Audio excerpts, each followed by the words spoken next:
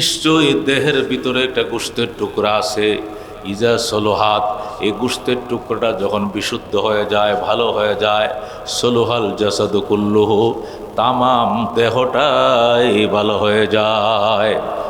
ওইজা ফাসাদাত ফাসাদাল জাসাদু কুল্লুহু, আর যখন এই গোশতের টুকরাটা বিনষ্ট হয়ে যায়, পুরা 3.5 দেহটাই বিনষ্ট হয়ে যায়।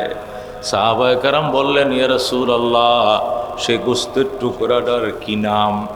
রসুল বলেন, আলা ওয়াহিয়াল কালব, সাবধান সাবধান, সেই গোশতের টুকরাটার নাম হইল কলব। এখানে এসে গড়বড় তৈরি করে ফেলায়, এখানে এসে দলের মহব্বত, এখানে এসে নেতার মহব্বত, এখানে নেত্রীর মহব্বত, এখানে ব্যবসার মহব্বত, এখানে আর্জেন্টিনার মহব্বত, এখানে ব্রাজিলের মহব্বত, এখানে ইহুদি নাসারাদের মহব্বত। অথচ এখানে থাকার দরকার ছিল জান্নাতের মহব্বত, জান্নাতের মালিকের মহব্বত। এইখানেই আমরা আফসা বানায়া দিলটার মধ্যে একটা ধোঁয়াশা অন্ধকার তৈরি করে ডাইভার্ট করে ফেলে আমাদেরকে জাহান্নামের দিকে। ওই রুটের কথা আমরা ভুলে যাই, ওই মেন রুট আমরা হারিয়ে ফেলি। এই জন্য আল্লাহর হাবিব বলেন, ইন্না লিকুল্লি শাইইন সিকালা ওয়া সিকালাতুল কুলুবে যিকরুল্লাহ, নিশ্চয় সকল জিনিসের জন্য পরিচ্ছন্নকারী, পরিষ্কারকারী সেকালা আছে। সেকালা শব্দের অর্থ হলো রেত। রেত লোহার মধ্যে মরিচা পড়লে কামাররা রেত দেয়, খসা দেয়, আগুন দিয়ে হইলে পুরে পুরে রেতটাতে যখন খসা দেয় তো মরিচিকাগুলো, জংগুলো উড়ে যায়, যায় কিনা? আমরা দেখি না কামার, এই যে রেত দিয়ে ঘষা দিলে মরিচিকাগুলো উড়ে যায়, এটাকে আরবিতে বলা হয় সেকালা। আল্লাহর হাবিব বলেন, ইন্না লিকুল্লি শাইইন সিকালা ওয়া সিকালাতুল কুলুবি যিকরুল্লাহ, সকল জিনিসের জন্য রেত আছে, আর আত্মার রেত, কলবের রেত পরিচ্ছন্নকারী হলো আল্লাহর জিকির। সুবহান। আল্লাহর জিকির যখন বন্দায় সব সময় সে সজাগ থাকবে, জিকিরে সজাগ, গাফেল থাকবে না।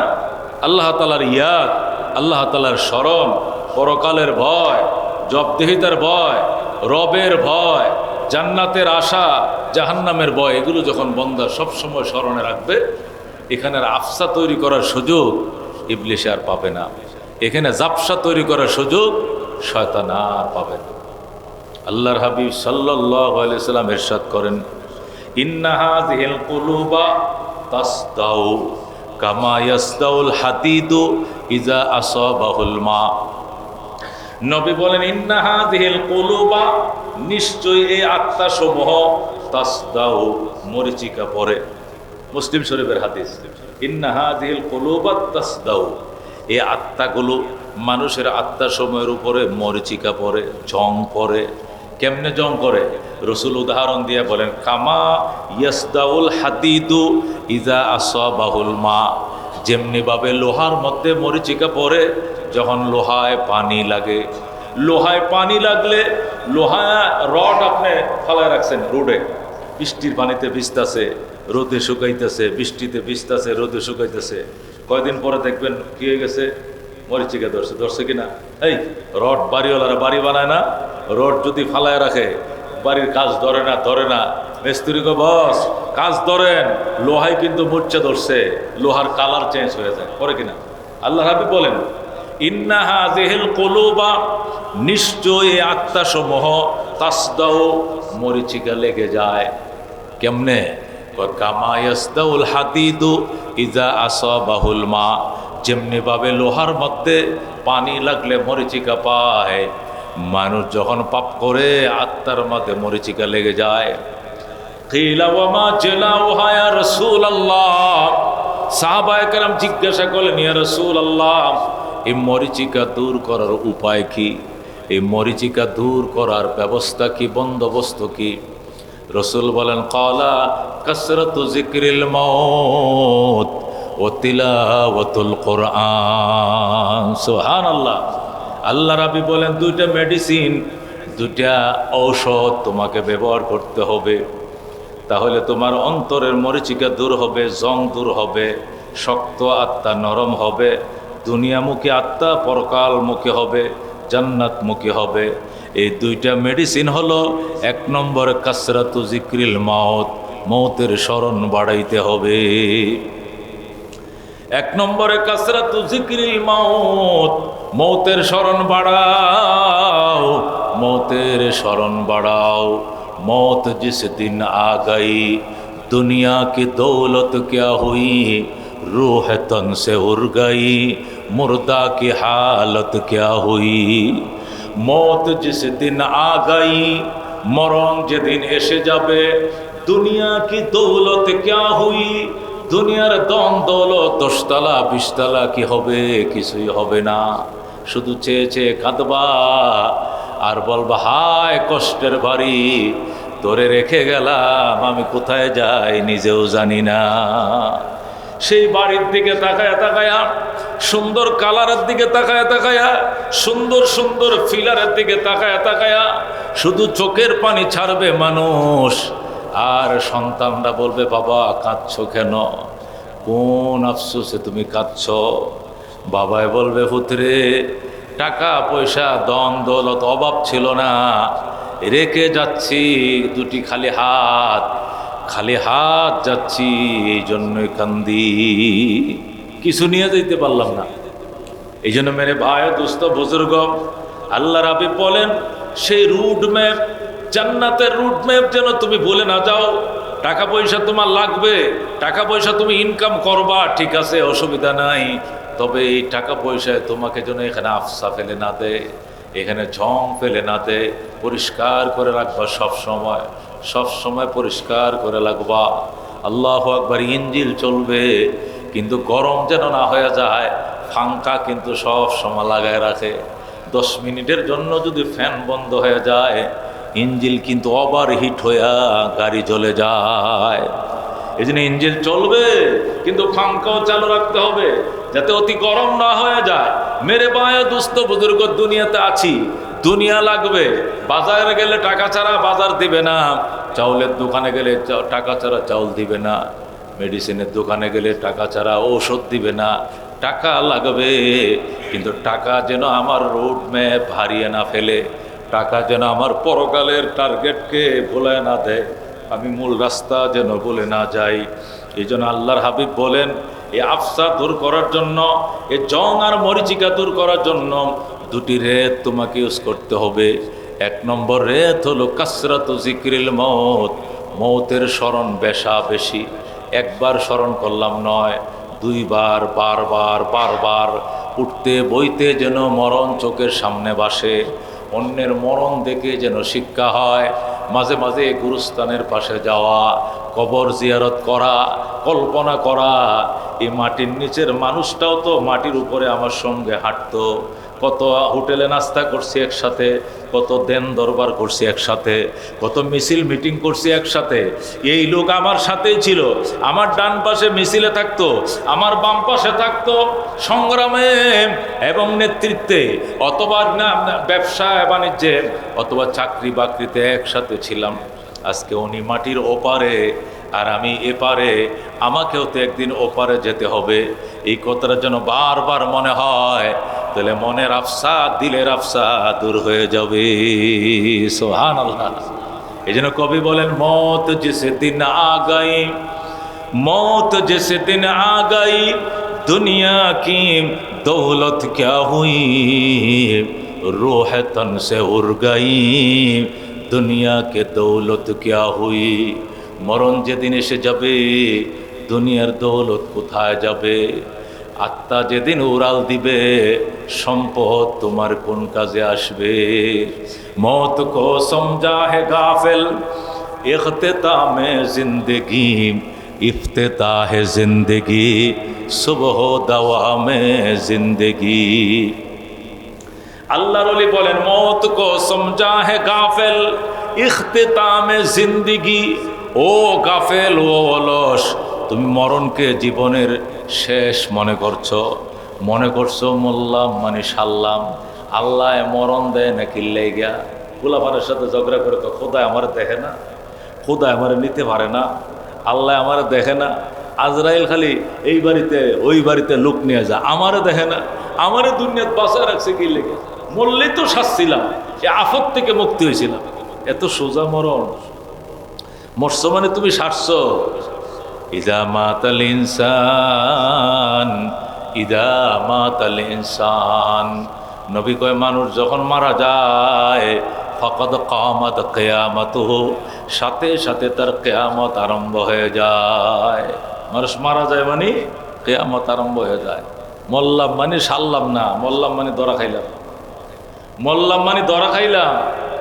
যারা নামাজ কাজা নাই, যাদের রোজা কাজা নাই, যারা যাকাত দেয়, যারা আল্লাহর বিধান পালন করে, জবানের হক আদায় করে, যৌবনের হক আদায় করে, শরীরের হক আদায় করে, কলবের হক আদায় করে, চোখের হক আদায় করে, দিলের হক আদায় করে, আল্লাহর বিধিবিধান মতো জীবন যাপন করে, এদের জন্য মরণের ভয় কিসের? তুহফাতুল মুমিন আল মউত, তুহফাতুল মুমিন আল মউত।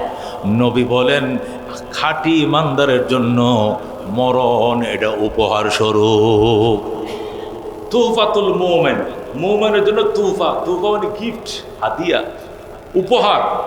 আল মউত মরণ, এই জন্য প্রকৃত ইমানদারদের জন্য, আল্লাহওয়ালার জন্য, খোদা বিরু বান্দার জন্য মৌতের আবার ভয় কি? মৌত হলো একটা সিঁড়ি, মৌত হলো একটা জসর, একটা ব্রিজ। ওই পারে জান্নাত, এই পারে দুনিয়া। এই ব্রিজটা পার হইলে আমি জান্নাতে চলে যাবো, যেরকম সোহান। এটা ইমানদারের জন্য। কিন্তু যদি ইমানদার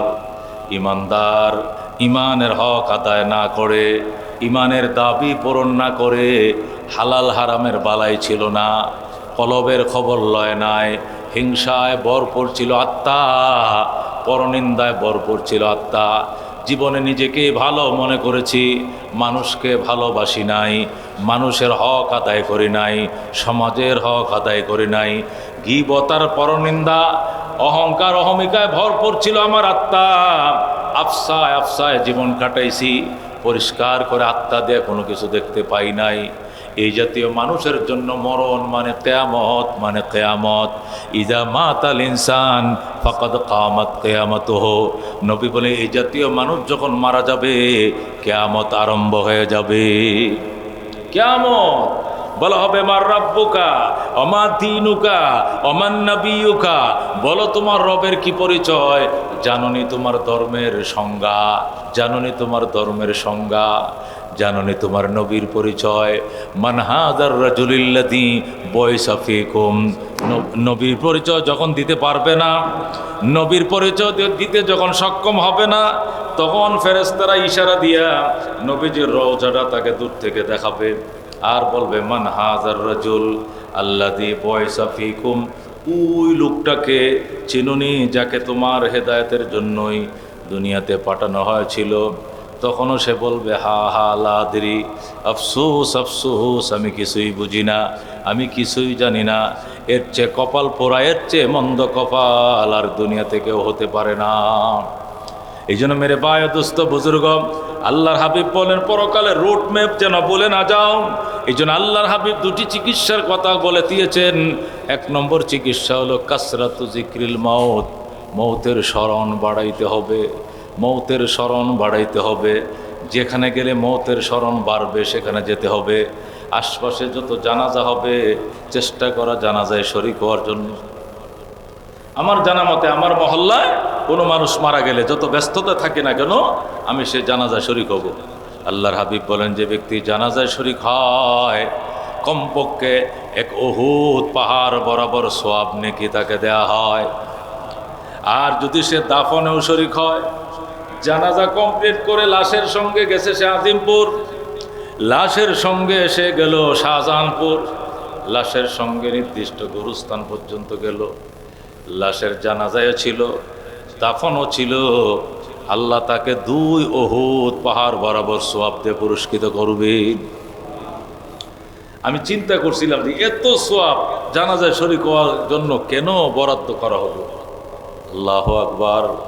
আল্লাহর হাবিব সাল্লাল্লাহু আলাইহি সাল্লামের হাদিস রিসার্চ করতে করতে করতে উলামায়ে কেরাম লেখেন, মুহাদ্দিসিনে কেরাম লেখেন, এই সওয়াবগুলো অর্জন করার কারণ হলো সে জানাজায় শরীক হবে, সে নিজেও জানাজার জন্য প্রস্তুতি গ্রহণ করবে, সে মাইয়তকে গোসল করাবে, মাইয়তকে, জিন্দা মানুষটাকে যখন সে গোসল করাবে আর সে বলবে এটা লাশ, লাশ মানে লা শাইয়া ফিহি, এটার সংক্ষিপ্ত শব্দ হলো লাশ, আসলে মূল শব্দ হলো লা শাইয়া ফিহে, উসমে কোই শাই নেহি হ্যায়, এখানে আত্মা নাই। আগে আত্মাওয়ালা ছিল, এখন আত্মা চলে গেছে, লা শাইয়া ফি, এটাকে সংক্ষিপ্ত বলা হয় লাশ, মানে এখানে কিছুই নাই। আগে সে কথা বলতো, এখন কথা বলতে পারে না। আগে সে হাঁটতে পারতো, এখন হাঁটতে পারে না। আগে সে বসতে পারতো, এখন বসতে পারে না। আগে সে নড়তে পারতো, সে নড়তে পারে না। আগে শুনতো, এখন সে শোনে না। আগে সে দেখতো, এখন সে দেখে না। চোখের জায়গায় চোখ আছে, দেখে না। কানের জায়গায় কান আছে, শুনে না। ও মুসলমান, পায়ের জায়গা পা আছে, সে হাঁটতে পারে না। হাতের জায়গায় ভাত আছে, সে ধরতে পারে না। এই জন্য সে লাশ হয়ে গেছে। এই লাশকে সে গোসল করাইছে, লাশকে সে দেখছে, লাশকে সে দাফন করছে। এই লাশের একটা কল্পনা তার দিলের ভিতরে ঢুকছে। সে নিজের ভিতরে একটা ম্যাপ তৈরি করছে, আমাকেও এই দিন আসবে, আমাকে এভাবে যেতে হবে। মহল্লার মানুষ নিয়ে আমার ভাইকে যেমনি বিদায় দিলাম, একদিন মহল্লাবাসী আমাকেও এমনি বিদায় দিবে। এই জন্য লাশের দাফনে জানাজায় শরীক হওয়ার এত সওয়াব। এই জন্য মেরে ভাই দোস্ত বুজুর্গ, আল্লাহর ওলিরা শুধু কাঁদতেন। হযরত উসমানে গনি রাদিয়াল্লাহু তাআলা আনহু, আল্লাহর নবীর কলিজা টুকরা জামাতা, নবী দুইটা জি বিয়ে দিয়েছেন উসমানের কাছে। প্রথম বিয়ে দিয়েছেন রুকিয়াকে, রুকিয়া এন্তেকাল করছেন বদরের যুদ্ধের দিন। এরপরে বিয়ে দিয়েছেন হযরত উম্মে কুলসুমকে। নবীজির দুইটা জি পরপর একটা ছেলের কাছে বিয়ে দিয়েছেন, ওনার নাম হযরত উসমানে গনি। হযরত উসমানে গনি নবীজির দুইটি জি বিয়ে করছিলেন এবং নবী বলছিলেন উসমানে জিন্নুরাইন, আমার উসমান হলো দুই নূরের অধিপতি। জিন্নুরাইন, দুই নূরের অধিপতি। আমি নবীজির দুইটা নূর সে গ্রহণ করছে। একটা নূরের নাম রুকিয়া, আর একটা নূরের নাম রুকে। আল্লাহু আকবার। আল্লাহর হাবিব সাল্লাল্লাহু আলাইহি সাল্লামের দুইটা জি উসমানকে দেওয়ার কারণে নবী উসমানের প্রতি অনেক খুশি ছিলেন। আল্লাহু আকবার। হযরতে উসমানের দ্বিতীয় স্ত্রী যেদিন মারা যায়, রুকিয়াও মারা গেলেন, উম্মে কুলসুমও মারা গেলেন। এরপরে আল্লাহর নবী জানাজায় বলেছিলেন, হাই রে, আমার যদি আরেকটা মেয়ে বিয়ার বাকি থাকতো, এটাও আমি উসমানের কাছে বিয়ে দিতাম। সুবহানাল্লাহ। আমার তো আর কোনো জি নাই, আরেকটা ছিল ফাতেমা, এটা তো আলীর কাছে বিয়ে দিয়ে দিছি। ওই সময় ফাতেমা আলীর ঘরে চলে গেছে। এই অবস্থাতে উম্মে কুলসুম মারা গেছে। তো জানাজার মাঝে নবী বলছিলেন, আমি উসমানকে এত মহব্বত করি, একের পর এক দুইটা জি বিয়ে দিছি, আমার দুটা জির জানাজা আমি পড়াইলাম, আরেকটা যদি থাকতো আমার বিয়ের বাকি, এইটাও আমি উসমানকে দিতাম। সুবহান, কি পরিমাণ সন্তুষ্ট আল্লাহর হাবিব হযরত উসমানের উপরে ছিলেন। সেই উসমানে গনি আল্লাহর হাবিব সাল্লাল্লাহু আলাইহি সাল্লাম পরিষ্কার বলছেন, আবু বকর ফিল জান্নাহ, ওমর ফিল জান্নাহ, উসমান ফিল জান্নাহ, আলী ফিল জান্নাহ। এই জান্নাতের সার্টিফিকেট দেওয়ার ক্ষেত্রে উসমানের নাম ছিল 3 নম্বরে। যেরকম সুবহানাল্লাহ। প্রথম ছিল আবু বকরের নাম, পরে ছিল হযরত ওমর ফারুকের নাম, এরপরে ছিল উসমানে গনির নাম। হযরত উসমানে গনি জান্নাতের মালিক ছিলেন। দুনিয়ার জমিনে যখন হাঁটতেন তখনই তাকে জান্নাতের টিকিট সার্টিফিকেট দেওয়া হয়েছিল। এরপরেও যখন তিনি কবরস্থানের পাশ দিয়ে হাঁটতেন, জায়গায় বসে যাইতেন। মানুষ তো গুরুস্থানে যাইয়া কি করে, দাঁড়ায় দাঁড়ায় কবর জিয়ারত করে। উসমান কিছুক্ষণ দাঁড়ায় কবর জিয়ারত করার পরে বসে যাইতেন। সাহাবীরা বলতো, উসমান বসে গেলেন কেন? উসমান বলতো, আমার পায়ে শক্তি পাই না, আমি বসে যাই। যেরকম আল্লাহু আকবার। কবর দেখলে আমি কমজোর হয়ে যাই, কবর দেখলে আমার শরীরে কম্পন এসে যায়, আমি পায়ে শক্তি পাই না, আমি মনে হয় আমি এখনই মারা যাব। কবর দেখলে আমার এতই ভয় লাগে। সাহাবায়ে কেরাম বলতেন, উসমান, আল্লাহ নবী আপনাকে জান্নাতের অগ্রিম সুসংবাদ দিয়েছেন, টিকিট দিয়েছেন, এরপরেও কেন গো কবর দেখলে আপনি কান্দেন? হযরত উসমান বলতেন, আমার আব্বা জান ওই হাদিস যেমন বলেছেন, এই হাদিসও তো বলেছেন, কখন হাদিস, আল কবরু ইম্মা রাউজাতুম মির রিয়াজিল জান্নাহ আও হুফরাতুম মিন হুফানিন নার। নবী তো এটাও বলছেন, কবর হয়তো জান্নাতের টুকরা হবে, নয়তো জাহান্নামের গাড়া হবে। আমি উসমানের জন্য যদি কবর জাহান্নামের গাড়া হয়ে যায়, আমার কি উপায় হবে? এই চিন্তায় আমি পায়ের শক্তি হারায় ফেলি। আমি খবরের পাশে বেশিক্ষণ দাঁড়িয়ে থাকতে পারি না। হয়তো তখন বৈশা একবার তৃপ্তি করে কানতেন, চোখের পানি দিয়ে দাঁড়ি ভিজে ট্যাপ ট্যাপ করে জামার মাথায় পানির ফোঁটা পড়ত। মেরে ভাই দোস্ত বুজুর্গ, এই জন্য আল্লাহর হাবিব বলছেন, পরকালের রুট যেন হারিয়ে না ফেলো, পরকালের রুটম্যাপ যেন হারিয়ে না ফেলো। দুইটা জিনিস তোমাকে স্মরণ রাখতে হবে। এক নম্বর হলো কাসরাতু জিক্রিল মাউত, কাসরাতু জিক্রিল মাউত, মৌতের স্মরণ বাড়াও, মৌতের স্মরণ বাড়াও। কেইসে কেইসে শাহজাদা রানিয়া শাহজাদিয়া সর বসর সব চল বসে হ্যাঁ নাম নিশা না রহি। কেইসে কেইসে শাহজাদা, কত কত রাজপুত্ররা, রানিয়া শাহজাদিয়া রানীরা, শাহজাদিরা রাজকন্যারা, সর বসর সব চল বসে হে সব চলে গেছে। নাই জিয়াউর রহমান, নাই বঙ্গবন্ধু মুজিবুর রহমান, নেই জিল্লুর রহমান, নাই আব্দুর রহমান বিশ্বাস, নাই প্রেসিডেন্ট এরশাদ, নেই অমুক নেই তমুক। কত রাজারা রাজকন্যারা রানীরা ছিলেন, চলে গেছেন।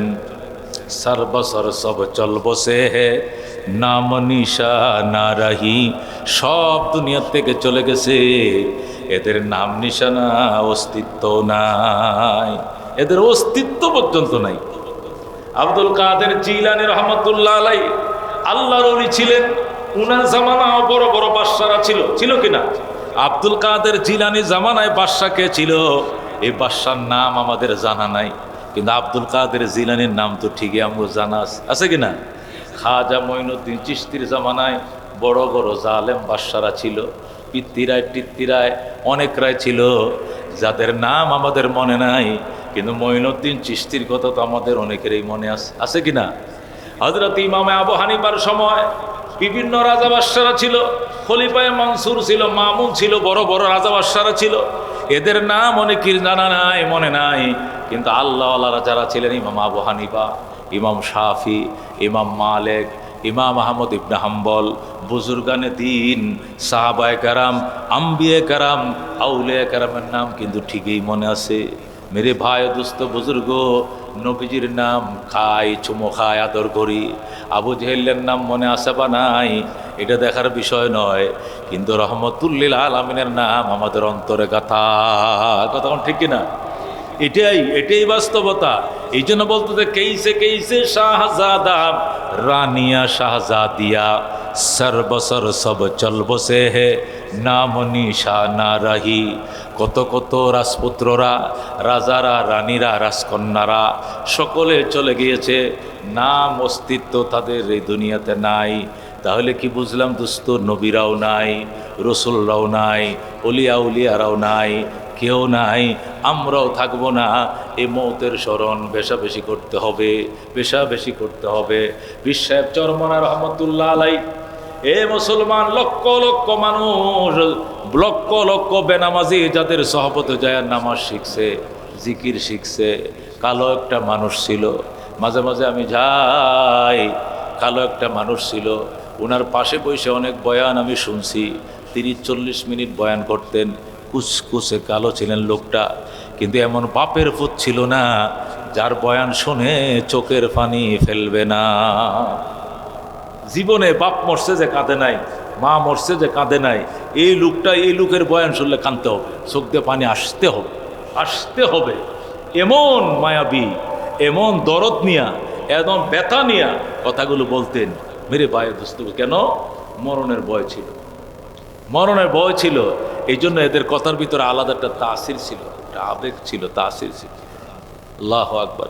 উজানি কারি ইব্রাহিম সাহেব রহমতুল্লাহ থেকে ওনার আব্বাজান এসাক সাহেব রহমতুল্লাহ আলাই খেলাফত নিয়ে যখন গেলেন, খেলাফত নিয়ে যখন গেলেন, আহারে হারাই যেতেন রাত্রিবেলায়, মোবাইল বন্ধ রাখেন, রাত্রিবেলা হারাই যেতেন, মাঝে মধ্যে খুঁজেও পাওয়া যেত না। নদীর পারে বাড়ি, নদীর ঘাটে গেছেনি গোসল করতে, নাই, কোথাও পাওয়া যায় না, কুতুবখানায় নাই, মসজিদে নাই, বাথরুমে নাই, কোথায় গেছে? হঠাৎ করে শোনা গেছে ওই গুরুস্থানের থেকে কান্নার আওয়াজ আসতেছে। আল্লাহু আকবার। হঠাৎ শোনা গেছে নিম গাছের তলে বইসা এটা ফিরিতে বৈশা কান্তাছে আমার প্রাণ পাখি রে, আমার কালো ময়না রে, একদিন তো যাইবার ময়না উড়িয়া, একদিন তো যাইবার ময়না ছাড়িয়া। ছেলে মেয়েরা পাশে বসে কান্দিবে পাগলের বেশে, পড়বে তারা আল্লাহর কোরআন খুলিয়া। এইভাবে কান্ত আর পাঁজা মেরে ধরে সন্তানরা বাড়িতে নিয়ে আসতো। আব্বু, এই অন্ধকার রাত্রে, এই কুয়াশার মধ্যে আপনি এখানে বৈশাখ কান্দেন, আপনি কি শীত লাগে না? আপনার কি ভয় লাগে না? আহ বাবা, পানি। ওনাদের বরিশালের ভাষায় বলতো, বাবা এই মানুষের সমাজে ভয় লাগলে তো ডাক দিলে তো দুইজন মানুষ টর্চ লাইট নিয়ে আইসা বলবে, কি রে আপনি চিল্লাইতেছেন কেন, ভয় পাইতেছেন? আমরা আসি তো, দুইজন লোক আসবে দৌড়াইয়া। কবরে যদি ভয় পাস, ওখানে ডাকলেও তো কেউ যাবে না। কবরে ভয় পাইলে সারাদিন ডাকলেও কেউ যাবে না। যাবে কেউ? আল্লাহু আকবার। যে যেখানে আছেন দায়িত্ব পালন করবেন। যদি কোনো একটা বাচ্চা আপনার পাশে দুষ্টামি করে, তা আপনাকে শিখিয়ে দেওয়া লাগবে। আপনি এখান থেকে নিজেই বাধা দেবেন, এই দুষ্টামি করিস না। আমার এখান থেকে বলতে হবে কেন যে বাচ্চাটাকে ফিরান? আপনাকে আল্লাহ আক্কল দেয় নাই যে হুজুরে কথা বলতেছে? একটা ছেলে, ছোট মানুষ, বুঝে না, টুকটুক করতেছে, সে তো বুঝে না, সে মনে করে এটা আওয়াজ করলে সুন্দর লাগবে। আপনি তো বুঝেন, আপনি তাড়াতাড়ি তারা ফিরাইবেন, এই হুজুরের কথা ডিস্টার্ব হচ্ছে। কিন্তু আপনি অপেক্ষা করলেন কেন যে অন্য কেউ বাধা দেখ, আমি না দিই, এমন করলেন কেন? নিশ্চয়ই আপনি যথাযথ বিবেকের দায়িত্ব পালন করেন না। এটা যেন না হয় কখনো, খবরদার। আমার বয়ানে মানুষ হুমড়ি খেয়ে যায়। টেকনাফতে তেঁতুলিয়া 6 মাস তো আমি বয়ানে করি, মানুষ অজু, গোসল, ফসরা, পায়খানা সব ভুলে যায়। হুজুর কি কইতেছে, হুজুরের কথাটা শেষ হোক আগে, পরে প্রস্তাব করবো, পরে পায়খানা, কথা শেষ হোক আগে, প্রস্তাব পায়খানা কথা মন থাকে না। মেরে ভাই ও দোস্ত বুজুর্গ, তো আল্লাহর ওলি রহমতুল্লাহ আলাইকে তার ছেলেরা, আত্মীয় স্বজন যাইতো, আব্বা আপনি যাই কান্দেন ঘরে বসে কানবেন, মসজিদে বসে কানবেন, আপনি তো গুরুস্থানে চলে যান, আপনার কি ভয় লাগে না? এই বাঁশ সুপের তুলে বাঁশঝাড়ের নিচে রাত্রিবেলায় কুয়াশায় টপ করে পানি পড়ে, গায়ে একটা গেঞ্জি পরে আইসে পড়েন, আল্লাহু আকবার, আল্লাহর কান্দেন কবরের আযাব। মানুষ যদি দেখি তো কবরের আযাব, মানুষ যদি দেখি তো ঘরবাড়ি সারিয়ে জংলায় থাকি তো। আল্লাহ রুলেরা, আল্লাহ রুলে তাদের ভাষায়, তাদের আঞ্চলিক ভাষায় এগুলো বলতেন, এই কবিতাগুলো পড়তেন, আর যার মানুষ কান্ত। আল্লাহ নবী বলেন, তাবুকু তাবুকু, কাঁদো কাঁদো, ফাইল্লাম তাবুকু ফাতাবাকাউ, কাঁদো কাঁদো, কান্না যদি না আসে কান্নার ভান ধরো, কান্না যদি না আসে কান্নার ভান ধরো। আল্লাহ কোরআনে বলেন, ফালিয়াজহাকু কালিলাউ ওয়ালিয়াবকু কাসীরা, হাসো কম কান্দো বেশি, হাসো কম কান্দো বেশি। কান্না যদি না আসে, অন্য কান্দন না, মানুষের পাশে বসবা, সে যখন কান্দে তুমিও হে হে হে হে করে কাঁদতে থাকবা, যেন আল্লাহ বুঝে তুমি কাঁদতে চেষ্টা করতেছ, পানি নাই, আল্লাহ পানিওয়ালা চোখের মতো তোমাকে কবুল করে নেবেন। এরকম সুবহানাল্লাহ। এই জন্য মেরে ভাই দুস্থ বুজুর্গ, আল্লাহর হাবিব বলছেন, পরকালের পরকালের রুট ম্যাপ যেন ভুলে না যায়। এই জন্য 2টি রেত ইউজ করতে হবে। 1 নম্বর রেত হলো কাসরাতু যিকরিল মাউত, মৌতের স্মরণ বাড়াও। 2 নম্বর হলো তিলাওয়াতুল কোরআন, আল্লাহর কোরআনের তেলাওয়াত বাড়াও। আল্লাহর কোরআন তেলাওয়াত হলো শ্রেষ্ঠ জিকির, মানে জিকির বাড়াও। কোরআন তেলাওয়াত এটাও জিকির। আফজালুজ যিকরি তিলাওয়াতুল কোরআন, আল্লাহর হাবিব বলেন সর্বশ্রেষ্ঠ জিকির আল্লাহর কোরআন তেলাওয়াত। সুবহানাল্লাহ সুবহানাল্লাহ সুবহানাল্লাহ, এটাও জিকির। আলহামদুলিল্লাহ আলহামদুলিল্লাহ, এটাও জিকির। আল্লাহু আকবার, এটাও জিকির। লা ইলাহা ইল্লাল্লাহ জিকির, ইল্লাল্লাহ জিকির, আল্লাহ জিকির, আল্লাহু আকবার জিকির, এগুলো সব জিকির। তবে সর্বশ্রেষ্ঠ জিকির হলো আল্লাহর কোরআনের তেলাওয়াত। আল্লাহর কোরআন তেলাওয়াত নিয়মিত কিছু না কিছু আল্লাহর কোরআন থেকে তেলাওয়াত করা, এক একটা আয়াত তেলাওয়াত হবে, উচ্চারিত হবে, এক একটা কালো রেখা অন্তর থেকে মুছে যাবে। আল্লাহর কোরআনের এক একটা কালো অক্ষর তেলাওয়াত করব, আমার অন্তরের মনের মরিচিকার কালো এক একটা দাগ আমার কলব থেকে মুছতে থাকবে যেরকম সুবহান।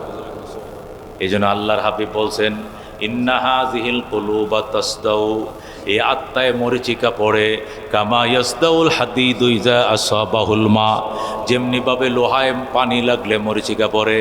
কিলা ওয়া মা জিলাহু ইয়া রাসূলুল্লাহ, নবী গো লোহার মরিচিকা দূর করার জন্য রেত আছে, অন্তরে মরিচিকাদের দূর করার রেত কই পাবো? নবীকে দুইটা রেত দিলাম, একটা হলো মরণের স্মরণ বাড়াও, আরেকটা আল্লাহর জিকির বাড়াও। এই দুইটা রেত যদি ইউজ করতে পারি মুসলমান, তাহলে এখানে আফসা পড়বে না, জাফসা হবে না, দিলের ভিতর ময়লা পড়বে না। নবী বলেন, আশ-শাইতান জাসিমুন আলা কালবে বনি আদম, আশ-শাইতানু জাসিমুন আলা কালবে বনি আদম। নবী বলেন, নিশ্চয় শয়তান জাসিম শব্দের অর্থ হলো আসন মেরে বসে। আসন মেরে বসা পর্যন্ত এইভাবে একবারে এইভাবে বসে কি জন্য? দীর্ঘ সময় বসে থাকবে, এই জন্য ভালো করে বসো, পাউডা বাস করে বসো, লম্বা সময় বসতে হবে, ওইভাবে বসে বেশিক্ষণ থাকতে পারবে না। রসুল ভাই, ইন্না শায়তানা জাসিমুন, শয়তান এভাবে আসন গেড়ে বসে আলা কালবে বনি আদম, আদম সন্তানের কলবের উপরে। তো এদের এই আসন ভাঙ্গার উপায় কি? ফাইজা জাকারাল্লাহ খানাসা, যেই মাত্র আদম সন্তান আল্লাহর জিকির, সুবহান আল্লাহ, আলহামদুলিল্লাহ, লা ইলাহা ইল্লাল্লাহ, আস্তাগফিরুল্লাহ, মানে যে কোনো একটা জিকির উচ্চারণ করে ফেলে, খানাসা, সাথে সাথে শয়তান পালিয়ে যায়। সুবহান। আর ওয়াইজা গাফালা, আর যখন সে শয়তানা আসন মেরে বসছে, সেও গাফেল হয়েছে, অলস হয়েছে, কয় পরমনে নামাজ, খেলাটা দেখে লই, পরমনে নামাজ, দেখি একটা গোল দিছে, গোলটা আবার শুধাইতে পারে কিনা, আমার দলে চেষ্টা করতেছে গোলটা শুধা কাকে, এরপরে নামাজ মসজিদে দিয়ে খালি পড়া যায়, একলা পড়লে নামাজ হয় না, শয়তান হেরা বুঝাইতেছে। নমাজ খালি মসজিদে গেলে নমাজ হয়, একলা পড়লে হয় না, গড়েরও তো একটা হক আছে। এই যায় নামাজটা বিছা, আজ যে নামাজ গড়ে হইব, এদিকে টিভি ছাড়ছে, এদিকে নামাজ পড়ে, এক রাকাত পরে আবার দেখে গোল হয়েছে নি, এদিকেও তাকায় এদিকেও তাকায়, নমাজ হইতেছে নি, এটারে কয় গাফেল। নবী কইজা গাফালা ওয়াসওয়াসা, যখন তুমি গাফেল হইবা, তোমাকে কুমন্ত্রণা দিবে, নানান বুদ্ধি দিয়া তোমার আত্মার ভিতরে সে আফসা তৈরি করবে, যেরকম নাউজুবিল্লাহ। এই জন্য মেরে ভাই ও দোস্ত বুজুর্গ, সব তোমার সতর্ক থাকতে হবে। থাকতে তো আল্লাহ দুনিয়াতে দিবে না, যেতেই যেতে হবে, চলেই যেতে হবে, লাইন যেত না হারাই, যে দেশ থেকে আইছিলাম জান্নাত, আবার যেন সেই মাতৃভূমি চলে যাইতে পারি। মাছকে যত এসি রুমে রাখেন আর যত ভালো জায়গায় রাখেন আর ফ্রিজে রাখেন, যেখানে রাখেন, পানির শান্তি তো আর মাছের কেউ দিতে পারবে না।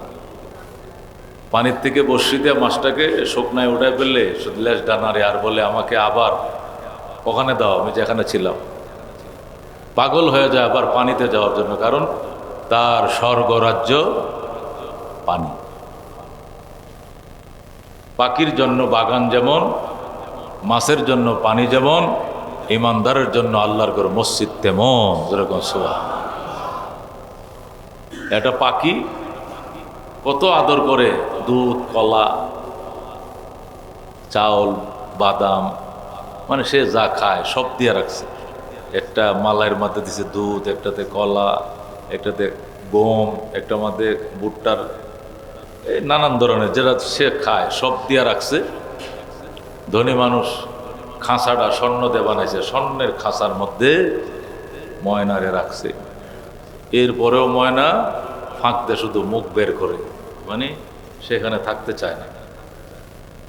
তো মালিক জিজ্ঞাসা করে, বেটা 120 টাকা কেজি দুধ আমি খাই না, তুরে খাওয়াই। 40 টাকা হালি সাগর কলা, তুরে খাওয়াই, আমার পরাণে দেয় না।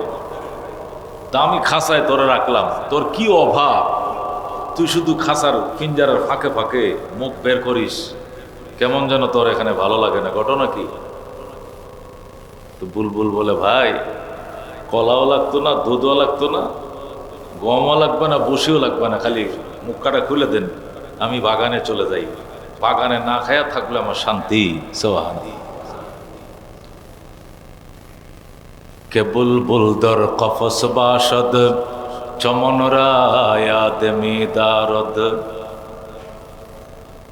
কে বুলবুল দর কফস বাসদ চমনরায়াদ মিদারদ। ডক্টর ইকবাল বলেন, মুসাফির হার কুজা বাসদ ওতন রায়াদ মিদারদ কে বুলবুল দর কফস বাসদ চমন রায়াদ মিদারদ। সুবহানাল্লাহ।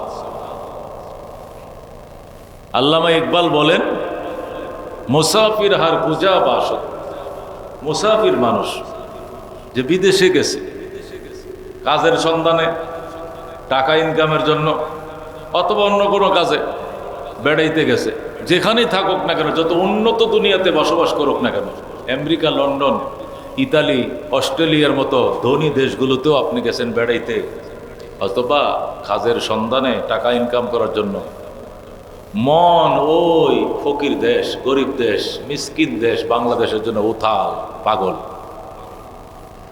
ডেইলি 3 বার ফোন করে, সকালে, আবার দুপুরে, আবার রাত্রে ফোন করে।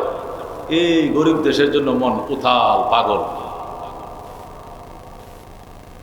মুসাফির হার কুজা বাসদ, মুসাফির পরদেশি ফরেনার যেখানেই থাকুক না কেন, অতন রায়াদ মিদারদ, সে অতন তার মাতৃভূমিকে 1 সেকেন্ডের জন্য ভুলে না। কে বুলবুল দর কফস বাসদ, যেমন বুলবুল পাখি পিঞ্জারার ভিতরে থাকে, চমন রায়াদ মিদারদ, বাগানকে 24 ঘন্টায় সে মনে রাখে। বুলবুল পাখি স্বর্ণের খাঁচায় বসেও যেরকম বাগান বলে না, মানুষ যেখানেই থাকুক না কেন সে মাতৃভূমিকে ভুলে না। মেরে ভাই ও দোস্ত বুজুর্গ, কোথায় আমাদের মাতৃভূমি? জান্নাত। যেরকম সুবহানাল্লাহ। আমাদের মাতৃভূমি বাংলাদেশ না, আমার মাতৃভূমি ইন্ডিয়া না, জাপান না, জার্মান না, আমাদের মাতৃভূমি কোথায়? জান্নাত। জান্নাত। যেরকম সুবহানাল্লাহ। আমাদের আব্বা যান, আমাদের আম্মা যান, ওনাদের দেশ কোথায়? ওনাদেরকে আল্লাহ কোথায় বানিয়েছিলেন? জান্নাতে। যে কোনো কারণেই ওনাদের পিঠে করে আমরা দুনিয়াতে এসে গিয়েছি। আসার পরে আবার যেন আমরা সেই মাতৃভূমিতে আবার ফিরে যেতে পারি। বাবা মা কাজ করে গেছেন, আমাদেরকে কাজ শিখিয়ে গেছেন। বাবা মা অনেক আগে চলে গেছেন, সন্তানরা যাতে এই রাস্তাটা ভুলে না যায়, এই জন্য সন্তানদের মধ্যে মাঝে মাঝে আল্লাহ নবী পাঠাইছেন। পাঠাইতে পাঠাইতে পায় তার সন্তানদের মধ্যে আল্লাহ তাআলা 1.25 লক্ষ নবী পাঠাইছেন। প্রত্যেকটা প্রজন্মের জন্যই, প্রত্যেকটা যুগ জামানার জন্যই নবী লাগায় রাখছেন, যাতে ওই রুট ম্যাপটা ভুলে না যায়। আব্বা যে পথ দেখায় গেছেন, সেই পথ তার ছেলে শীষ দেখাইছেন। শীষ যে পথ দেখায় গেছেন, সেটা তার ছেলে নূহ দেখায় গেছেন। নূহ যে রাস্তা দেখায় গেছেন, সে তার ছেলে ইব্রাহিম দেখায় গেছেন। ইব্রাহিম আলাইহিস সালাম যে পথ দেখায় গেছেন, তার ছেলে ইসমাইল দেখায় গেছেন। ইসহাক দেখায় গেছেন। ইসহাক যে পথ দেখায় গেছেন, সেটা যাতে উম্মত ভুলে না যায়, ইয়াকুব সেই পথ দেখাইছেন।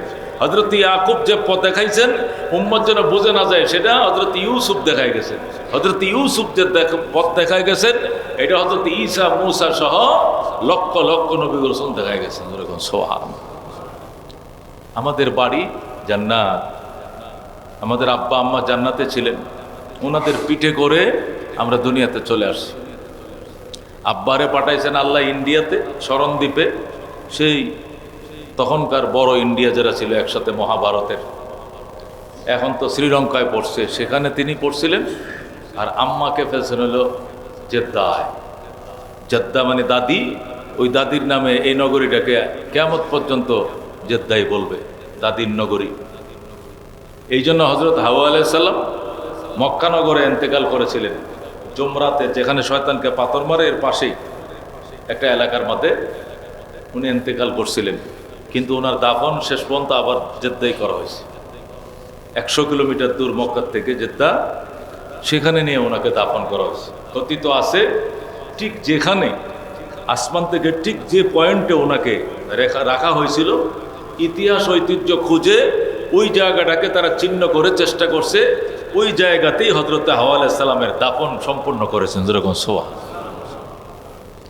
আমি গত সপ্তাহের আগেই তো, আসার আগে, মানে যেদিন আমাদের ফ্লাইট, এর একদিন আগে একদিন আগে আমাদের এজেন্সিওয়ালা জেদ্দা নিয়ে গেছিল, নিয়ে আমাদেরকে 3টে জিনিস দেখাইছে। প্রথম দেখাইছে হলো কাসাস মসজিদ, যেখানে চোরকে হাত কাটে, জেনাকারকে পাথর মারে, যেখানে যেখানে ইসলামী আইনগুলো, কোরআনের আইনগুলো বাস্তবায়ন করে, ওই যে জায়গাতে ওই একটা মসজিদ আছে বড়, এটাকে কেসাস মসজিদ বলে। ওইটার সামনে একটা নির্দিষ্ট জায়গা, তো সেখানে সেই মসজিদটা এবং ওই জায়গাটা আমাদেরকে দেখানোর জন্য তো এটা দেখলাম। এরপরে আমাদেরকে নিয়ে গেল হযরত হাওয়া আলাইহিস সালামের কবর জিয়ারতের জন্য। সুবহানাল্লাহ। আমাদের আম্মা জান, আম্মা বললেও বলা যাবে, দাদিমা বললেও বলা যাবে, নানিমা বললেও বলা যাবে, grand mother, grand father, mother, সবে ওনাকে বলা যাবে। উনি কে? হযরত হাওয়া আলাইহিস সালাম। সেই কবর জিয়ারত করলাম। এরপরে আমাদেরকে নিয়ে যাওয়া হলো লোহিত সাগরের, আরব সাগরের পাশে। এই আরব সাগরের পাশে গেলাম, আরব সাগর দেখলাম, দেখে টেকে আবার আমাদেরকে নিয়ে আসা হলো। মেরে ভাই দোস্ত বুজুর্গ, সে আম্মা যান আর আব্বা যান দুইজনের 350 বছরের বিচ্ছেদের পর আরাফার ময়দানে তাদের সাক্ষাৎ হয়। সুবহানাল্লাহ। সাক্ষাৎ হওয়ার পর থেকে তারা আবার সংসার গড়া শুরু করেন। তাদের সংসারে বাচ্চা হয়েছে, সেই বাচ্চাদের থেকে বাচ্চা হইতে হইতে আমরাও হযরতে আদম আলাইহিস সালামের, হাওয়া আলাইহিস সালামের বংশধর। ওনাদের পিঠে করে আমরা মাতৃভূমি জান্নাত থেকে দুনিয়াতে চলে এসেছিলাম। আমাদেরকে আবার সেই জান্নাতে যেতে হবে। এই জন্য রাস্তা বলা যাবে না, রাস্তার ম্যাপ আমাদেরকে ঠিক রাখতে হবে, যাতে আমরা ওই পথ ভুলে না যাই। এই জন্য যুগে যুগে নবী রাসূল এবং কিতাবাদি পাঠাইয়া, কিতাব দিয়ে পড়াইছে আর নবী দিয়ে দেখাইছে। নবী দিয়ে দেখাইয়া দিছে, কোরআন দিয়ে শিখাইয়া দিছে। শিক্ষা এবং দীক্ষা দুইটার জন্য কিতাবও পাঠাইছেন, রসুলও পাঠাইছেন, নবীও পাঠাইছেন। আমরা যেন সেই জান্নাতের পথ ভুলে না যাই। আর সেই পথটাকে বলে যাওয়ার জন্য, সেই পথটাতে আমরা যদি বিচ্যুতি ঘটাই, সেই রাস্তা যেন আমরা ভুলে যাই, এই জন্য এই জায়গার মধ্যে কলবের ভিতরে শয়তান আফসা তৈরি করে ফেলে, ধোঁয়াশে তৈরি করে ফেলে, আফসা তৈরি করে, এখানে গোলাটে অবস্থা তৈরি করে। যে জায়গার মধ্যে ওই দেশের মহব্বত থাকার কথা ছিল, এই জায়গার মধ্যে দুনিয়ার মহব্বত ঢুকায় দেয়, ঢুকায় দিয়া ওরা আমাদেরকে বিভ্রান্ত করে। এই জন্য আল্লাহর হাবিব সাল্লাল্লাহু আলাইহি ওয়াসাল্লাম বলেছেন, ইন্না ফিল কুলুবি লামুযগাতান ইযা সলুহাত সলুহাল জাসাদু কুল্লুহু ওয়া ইযা ফাসাদাত ফাসাদাল জাসাদু কুল্লুহু আলা ওয়া হিয়াল কলব।